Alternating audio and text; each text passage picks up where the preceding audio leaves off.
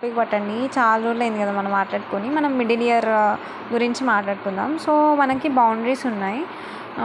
So ఇట్లా ఉంటుందని తెలుసు కదా మనకి ఒక పెట్టెలాగా. సో ఆ పెట్టె గురించి తెలుసుకుందాం ఇప్పుడు.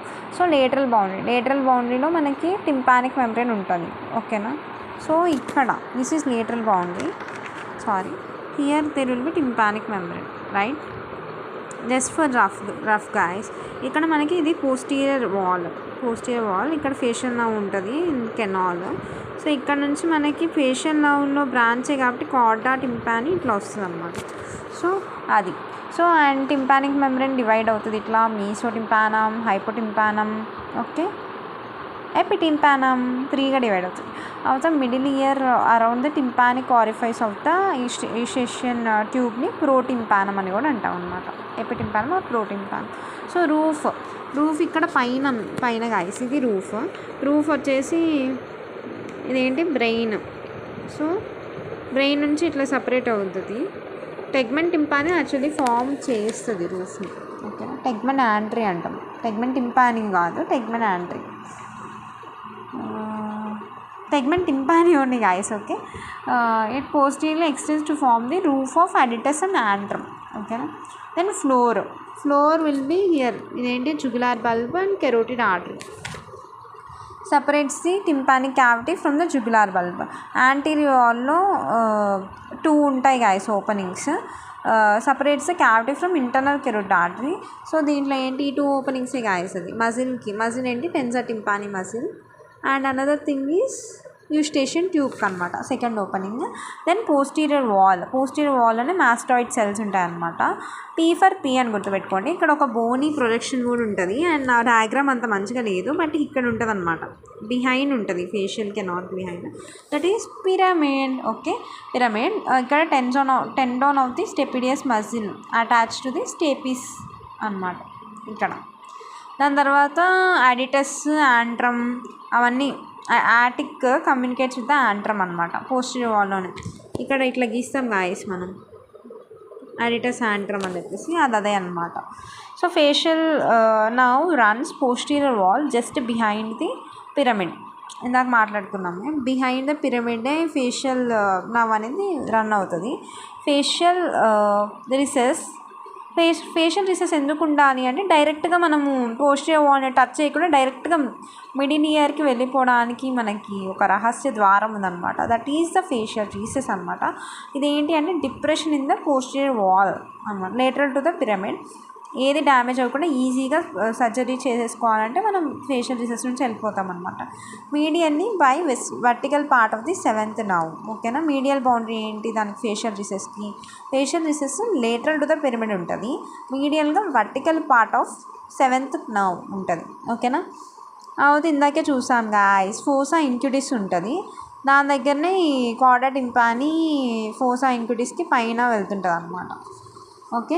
అంటే ఇక్కడ ఇంకా టింపానిక్ మెంబ్రేన్ గీసాం కదా, ఇక్కడ మనం 2 ఆసికిల్స్ గీసాం. మన ఫేవరెట్ ఆసికిల్స్. నేను అంత మంచిగా గీయకపోవచ్చు, ఏమనుకోకండి. ఒకటి మాలియస్, ఒకటి ఇంకస్ అనమాట. Okay. Facial recess direct access to middle ear during surgeries without disturbing any posterior wall or anything. Medial wall is formed by లాబ్రింత్లో ఒక బల్జ్ వచ్చింది, అది ప్రొమోంటరీ. లాబ్రింత్ అండ్ ఇది బల్జ్. లాబ్రింత్ అంటే ఏంటి? లాబ్రింత్ ఈ ఇన్నర్ వాల్లో ఉంటుంది కదా guys. So and bulge is promontory ఎక్కడ నుంచి వస్తుంది? కాయిల్ ఆఫ్ ది కాక్లియా అంతా కాయిల్ అంతా బేసల్ కాయిల్, అది అక్కడ అదే బల్జ్ లాగా వస్తుంది అనమాట. దాన్నే ప్రొమోంటరీ అని కూడా అంటాం. ఓవెల్ విండో ఉంటుంది ఇక్కడ. ఓవెల్ విండో అంటే స్టేపిస్ కూడా అక్కడే ఉంటుంది అనమాట. ఓవెల్ విండోకి అతుక్కొని స్టేపిస్ ఉంటుంది. సో రౌండ్ విండో ఫీల్ అవుతుంది అనమాట, నాకెవరు హెల్ప్ లేరే అనేసి. అప్పుడు దాని ఫ్రెండ్ పర్లేదు నేను కవర్ చేస్తాను అని సెకండరీ టింపానిక్ మెంబ్రేన్ దాని ఫ్రెండ్ కవర్ చేస్తుంది గాయస్, ఒక స్టోరీలా గుర్తుపెట్టుకోవడానికి.